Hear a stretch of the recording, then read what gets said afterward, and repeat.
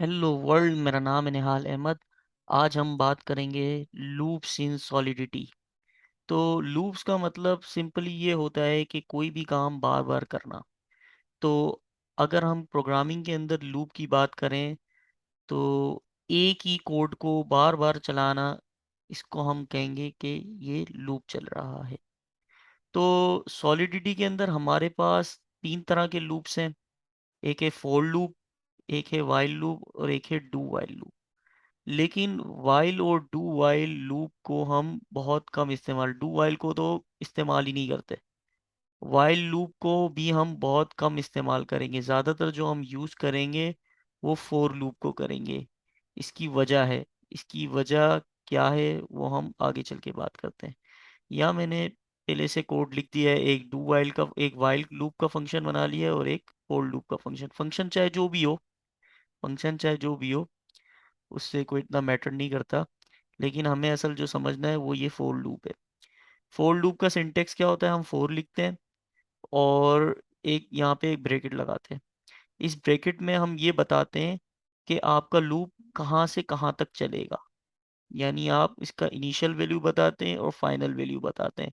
यानी इसको बाउंड करते हैं कि भाई आपने कहीं ना कहीं जाके रुकना है। बाउंड करते हैं उसको, डिफाइंड बाउंड करते हैं।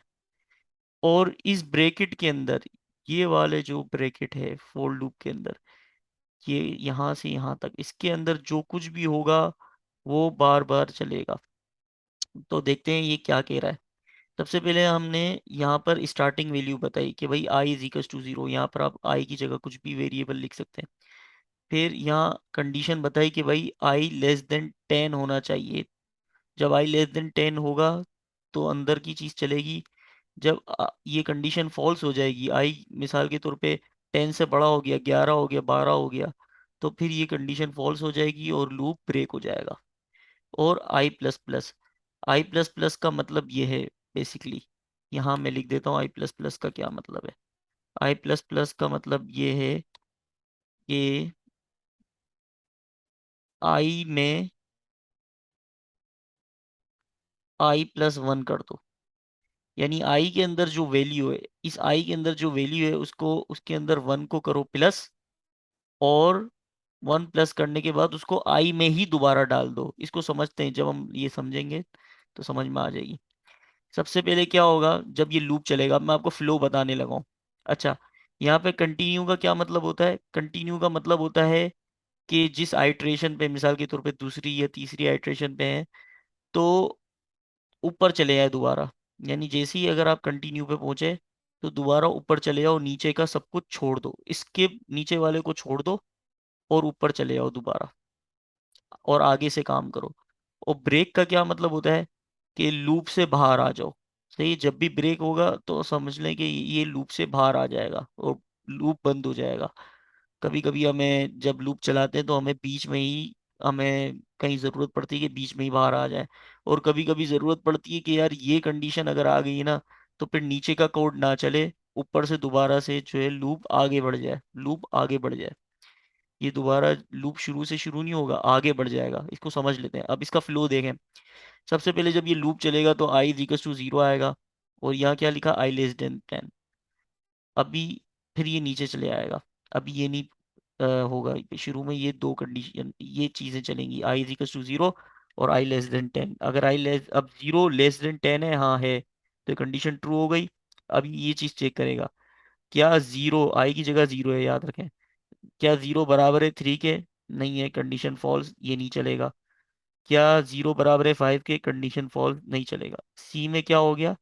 Plus is equal to one, C plus is equal to one, इसका भी यही मतलब है कि सी के अंदर प्लस वन करा दो और सी में ही डाल दो। सी में वन प्लस करा के सी में ही डाल दो। तो सी इनिशियली क्या है? जीरो। सी में आपने क्या किया? जीरो में वन प्लस करा, यहाँ पे जीरो में वन प्लस किया, वन हो गया, और ये दोबारा सी में ही आ गया। तो अब सी की वैल्यू हो गई वन। अब याद रखें, अब सी की वैल्यू क्या हो गई? अब सी की वैल्यू वन हो गई। अब ये यहाँ पे ब्रैकेट बंद हुआ तो ये दोबारा शुरू से चल जाएगा। अब ये यहाँ पे नहीं आएगा, अब ये यहाँ जाएगा। अब पहले आई की वैल्यू जीरो थी, अब वन हुई, अब ये देखेगा क्या 1 <10 है, हाँ है, ट्रू हो गई। अब यहाँ ये वाली कंडीशन देखेगा, क्या 1 <3 के, नहीं है, यहाँ आ जाएगा। क्या 1 <5 के, नहीं है, तो यहाँ आ जाएगा। तो अब सी के अंदर क्या है, 1 है। 1 में क्या ऐड हो रहा है, 1 में 1 ऐड हो रहा है, यहाँ पे जो भी वैल्यू लिखी होगी वो सी में ऐड हो जाएगी। तो 1 में 1 ऐड हुआ, तो सी के अंदर अब क्या हो जाएगा, सी के अंदर अब वैल्यू आ जाएगी 2। दोबारा ये यहाँ आ जाएगा 2 के अंदर। अब ये आई के अंदर क्या था, यहाँ पे 1 था। अब आई के अंदर एक और +1 हुआ, तो क्या आई के अंदर 2 हो गया। अब ये कंडीशन दोबारा चलेगी, फॉल्स, फॉल्स। 2 = 5 नहीं है। सी के अंदर 1 ऐड हुआ, तो सी = हो गया 3। अब ये दोबारा यहाँ पहुंच गया। अब i = 3 है, हाँ भाई i = 3, कंटिन्यू। तो अब ये नीचे कुछ भी चेक नहीं करेगा। कंटिन्यू का मतलब है ऊपर आ जाओ दोबारा। कहाँ आ जाओ, यहाँ आ जाओ। अब आई की वैल्यू क्या हो गई थी, 3 हो गई थी। अब +1 हुआ, दोबारा 4 हो गई। 4 हो गई, 4 <10 है, हाँ है। अब ये चलेगा। 4 बराबर है 3 के, नहीं है। 4 बराबर है 5 के, नहीं है। सी में फिर +1 हो जाएगा, तो सी की वैल्यू क्या हो जाएगी, 4। फिर दोबारा यहाँ आ जाएगा। 4 में 1 ऐड हुआ, आई की वैल्यू 4 थी। 1 ऐड हुआ तो आई की वैल्यू 5 हो गई। क्या 5 बराबर है 3 के, नहीं है। क्या 5 बराबर है 5 के, हाँ है। अब यहाँ पर ब्रेक है, ब्रेक का मतलब है लूप से बाहर आ जाओ। जैसे ही ब्रेक आएगा लूप से बाहर आ जाएगा। लूप से बाहर आ जाएगा तो ये डायरेक्ट सी की वैल्यू प्रिंट करवाएगा, सी की वैल्यू रिटर्न करवाएगा। सी के अंदर क्या रखा हुआ है, 4 रखा हुआ है। अब इसको चला के देखते हैं। जब भी आप अगर नई नई प्रोग्रामिंग सीख रहे हैं, जो पहले से सीखे हुए हैं, वो तो मेरी वीडियो भाई 2x स्पीड में चला ले जल्दी से। और जिन्होंने नहीं पता, वो इसको फ्लो को बार बार चलाएं। जैसे मैंने आपको एक एक चीज बताई ना कि किस तरह ये फ्लो चलेगा, इस तरह आप अपने जहन में फ्लो चलाएं, तो आपको इसी तरह प्रोग्रामिंग आएगी। अब जल्दी से देख लेते हैं इसको। इसको मैंने डिप्लॉय किया, और हो सकता है फ्लो चलाने में हमने मिस्टेक कर दी हो, लेकिन आप चलाएंगे तो सही चलेगा। देखें 4 आ गया, सी की वैल्यू क्या आ गई, 4। अब जल्दी से वाइल लूप की बात कर लेते हैं।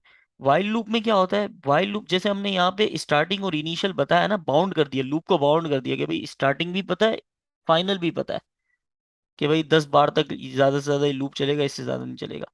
लेकिन क्या हो, अब यहाँ पर देखें, ये j ये यू एंड जे है। अगर यहाँ पे कोई वैल्यू नहीं है तो इनिशियली वैल्यू 0 होती है, आपको पता है बाय डिफॉल्ट। अब यहाँ पे क्या हो रहा है, यहाँ पे हम हमेशा वाइल लूप के अंदर क्या होता है, इस ब्रैकेट के अंदर जो कुछ भी है ये चलेगा जब तक यहाँ पे कंडीशन ट्रू है। जब तक यहाँ पे कंडीशन ट्रू है ये चीज चलेगी। जैसे ही यहाँ पे कंडीशन फॉल्स हो जाएगी, ये लूप से बाहर आ जाएगा। अच्छा, इसके अंदर भी ब्रेक और कंटिन्यू आप बिल्कुल वैसे ही इस्तेमाल कर सकते हैं जैसे ऊपर किया हुआ है। अच्छा, इसका फ्लो चला लेते हैं, फिर इसको बात करते हैं। j = 0 है।